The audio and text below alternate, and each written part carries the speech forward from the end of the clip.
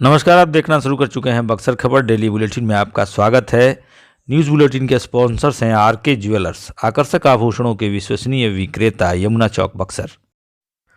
नजर डालते हैं बुलेटिन की प्रमुख सुर्खियों पर। नगर परिषद चुनाव का रास्ता साफ, हाई कोर्ट में भी सुनवाई 25 को टली। बक्सर में गोलंबर के समीप बनेगा 200 दुकानों वाला बाजार।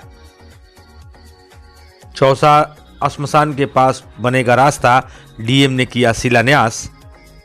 छात्रों के ऊपर गिरा स्कूल का गेट, एक बच्चा गंभीर रूप से घायल।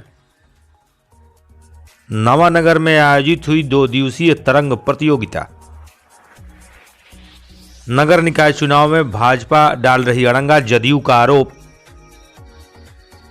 किसानों की शिकायत, डीएपी खाद की हो रही कालाबाजारी।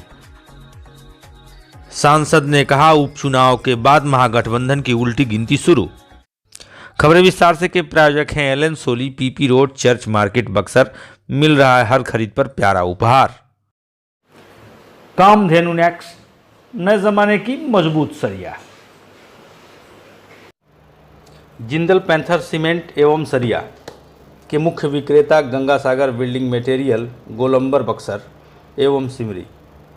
संपर्क करें नीचे दिए गए इन नंबरों पर। अब खबरों की चर्चा विस्तार से। सबसे पहली सुर्खी लेते हैं। नगर परिषद चुनाव का रास्ता अब फिलहाल लगभग साफ ही हो गया है, क्योंकि पटना हाई कोर्ट में भी चल रहे वाद की सुनवाई की अगली तिथि 25 दिसंबर को दे दी गई है, जबकि पहले चरण का मतदान 18 दिसंबर को होना तय है। दूसरे चरण का मतदान 28 को होगा। अपने यहाँ बक्सर में बक्सर, चौसा एवं ब्रह्मपुर, इन 3 नगरीय क्षेत्रों में चुनाव की तिथि 18 दिसंबर है। इसलिए जिन लोगों ने नामांकन दायर किया है, अब वे चुनाव की तैयारी में जुट जाएं, क्योंकि उक्त तिथि को मतदान होना लगभग तय माना जा रहा है। बुलेटिन की दूसरी प्रमुख सुर्खी है, गोलंबर के पास बनेगा खूबसूरत पार्क तथा 200 दुकानों का हाट बाजार। शहर के गंगा सेतु तक जाने वाले रास्ते के समीप गोलंबर से गंगा सेतु के बीच विश्वामित्र होटल के बगल में रोड के पूरब तरफ इस बाजार को प्रस्तावित किया गया है, जिसकी रूपरेखा और डिजाइन आप यहाँ देख रहे हैं। यहाँ जो परिसर एक्वायर किया जाएगा उसमें खूबसूरत पार्किंग एवं लगभग 200 दुकानें बनेंगी। इसके लिए पारदर्शी ढंग से आने वाले दिनों में आवेदन आमंत्रित होंगे और उसी के आधार पर इसकी रूपरेखा बनेगी। बुलेटिन की तीसरी सुर्खी है, चौसा में महादेवा घाट के समीप स्थित श्मशान घाट तक मुख्य सड़क से रास्ता बनेगा। इसका शिलान्यास बीते दिन जिलाधिकारी अमन समीर की मौजूदगी में स्थानीय महिला जनप्रतिनिधियों में मुखिया पूनम ओझा, जिला पार्षद पूजा देवी, प्रमुख सुनीता राय आदि ने संयुक्त रूप से किया। जिलाधिकारी भी इस मौके पर मौजूद रहे। आपको हम बता दें, 17,81,000 रुपये लागत से यह सड़क बनाई जानी है, जो फेवर ब्लॉक 15वें वित्त आयोग की राशि से इसका निर्माण होना है।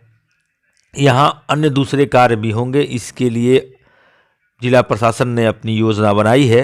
अनुमंडल पदाधिकारी धीरेन्द्र कुमार मिश्रा ने बताया कि यहाँ पार्किंग, शौचालय, प्रकाश, पेयजल आदि की भी व्यवस्था होगी। यह सारे कार्य 15वें वित्त आयोग की राशि अर्थात पंचायत और मनरेगा की राशि से संपन्न हो रहे हैं। आने वाले दिनों में यहाँ एसजीवीएन की मदद से विद्युत सौदागृह भी बनाया जाना है।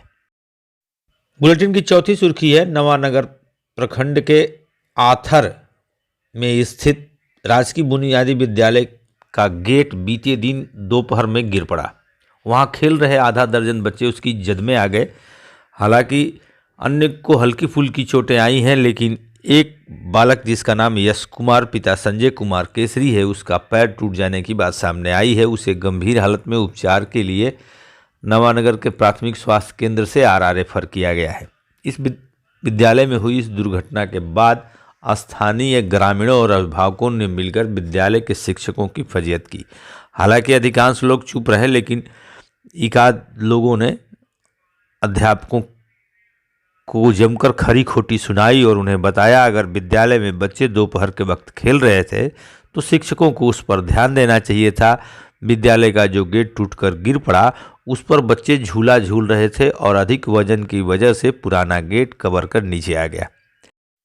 बुलेटिन की पांचवी सुर्खी है, नवानगर के जवाहर नवोदय विद्यालय परिसर में बीते दिन 2 दिवसीय तरंग प्रतियोगिता का आयोजन हुआ। इसमें विभिन्न सरकारी विद्यालयों में अध्ययन करने वाले छात्रों के बीच कबड्डी, दौड़, ऊंची लंबी कूद आदि जैसी प्रतियोगिताएं हुई। इसमें प्रखंड शिक्षा पदाधिकारी बसरुद्दीन, नवानगर के प्रधानाध्यापक सुरेंद्र नाथ पाठक, प्रमुख अंकित कुमार आदि उपस्थित रहे। बुलेटिन की छठी सुर्खी है, जदयू के जिला अध्यक्ष अशोक कुमार सिंह एवं अति पिछड़ा प्रकोष्ठ के अध्यक्ष धर्मेंद्र कुमार ठाकुर ने भाजपा पर यह आरोप लगाया है कि वह नगर निकाय चुनाव में अति पिछड़ा के खिलाफ साजिश कर रही है। बिहार की सरकार उन्हें आरक्षण का लाभ देना चाहती है और भाजपा के लोग उसमें अड़ंगा डाल रहे हैं। हालांकि जदयू जिला अध्यक्ष ने कहा, यह व्यवस्था बहुत पहले से लागू है, लेकिन अब भाजपा जब जदयू गठबंधन से अलग हुई है तो उसको इसमें कमियां नजर आ रही हैं। यह अति पिछड़ा के खिलाफ भाजपा की गंभीर साजिश है। बुलेटिन की सातवीं सुर्खी है, राजनीति के दौर के बावजूद जिले में किसानों को डीएपी खाद महंगे दाम पर मिल रही है। जो सरकार द्वारा तय मूल्य है उससे 200 से 250 रुपये अधिक मूल्य लेकर विक्रेता किसानों को डीएपी की खाद दे रहे हैं। जिला प्रशासन का ध्यान इस तरफ नहीं है। कृषि विभाग पहले से ही निगरानी से डरा सहमा पड़ा हुआ है और जिले के अधिकारी मौज कर रहे हैं, किसान लूटे जा रहे हैं।